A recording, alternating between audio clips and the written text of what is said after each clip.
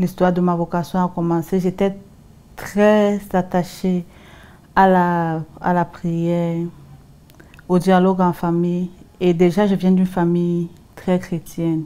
Ma petite soeur me dit un jour, si tu écoutes ta voix, réponds. C'est à toi de suivre ton appel. Personne ne viendra suivre ton appel à ta place.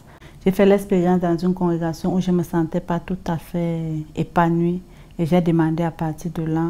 J'ai renoncé à une congrégation, mais je n'ai pas renoncé à ma vocation.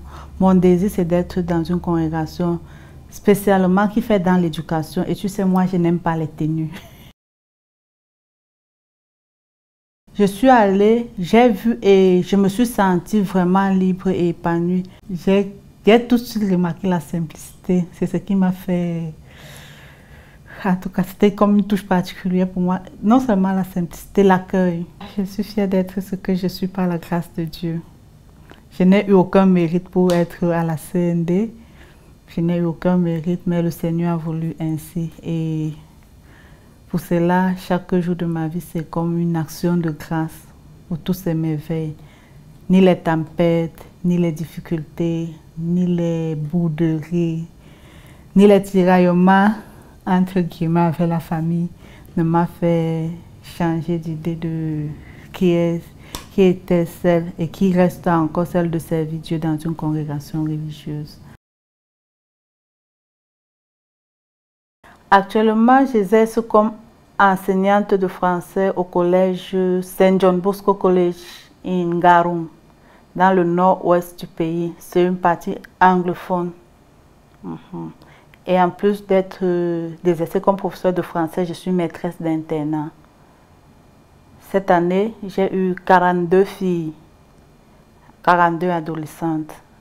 À l'internat, bon, c'est un peu comme une famille déjà. Il faut accueillir les enfants, les mettre dans un climat de confiance.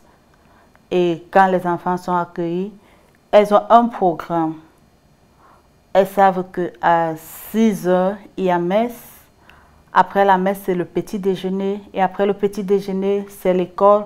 Jusqu'à 14 heures. De 14 heures, elles ont le repas de midi. Après le repas de midi, elles ont une sieste. Il y a des activités qui suivent. Ça dépend des classes. Après ces activités, elles ont les vêpres le soir à partir de 17h30. Après les vêpres, elles s'en vont pour le souper. Après le souper, elles ont un petit temps de repos avant de prendre ce qu'elles appellent le PREPS. Un temps d'études jusqu'à 22 h qui est le couvre-feu. Mon souci, ce n'est pas seulement de les enseigner, c'est aussi de les éduquer à être des bons citoyens. Nous travaillons dans les champs, on a une grande plantation où on a mis du haricot, des pommes de terre, et des choux, Chinese cabbage ils appellent. Elles ont appris aussi à fumer du poisson. Bon, je leur ai montré un peu comment fumer du poisson. Ça entre aussi dans leur éducation, comment tenir les lieux propres, comment être bien mise, comment parler aux autres. Et comment aussi, il y en a qui viennent, ils ont des difficultés pour s'organiser dans leurs études.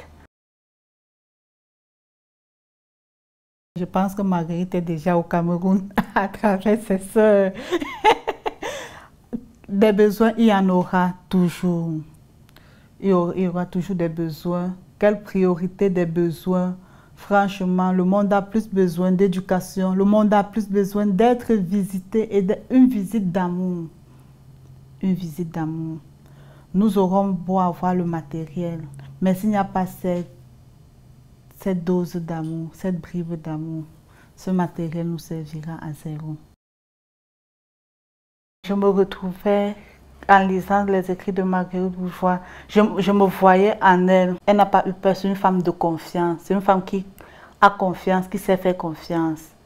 Et c'est une femme de pardon. Malgré toutes les difficultés qu'elle a eues, elle a persévéré. Et on ne peut pas parler de persévérance sans la foi. Et je dis toujours, si Marguerite a pu le vivre, nous aussi nous pouvons être audacieux, se risquer, aller vers l'inconnu sans toutefois commencer, mettre des balises. Oh, et si c'était comme ça, non, faire confiance en Dieu et se laisser aller.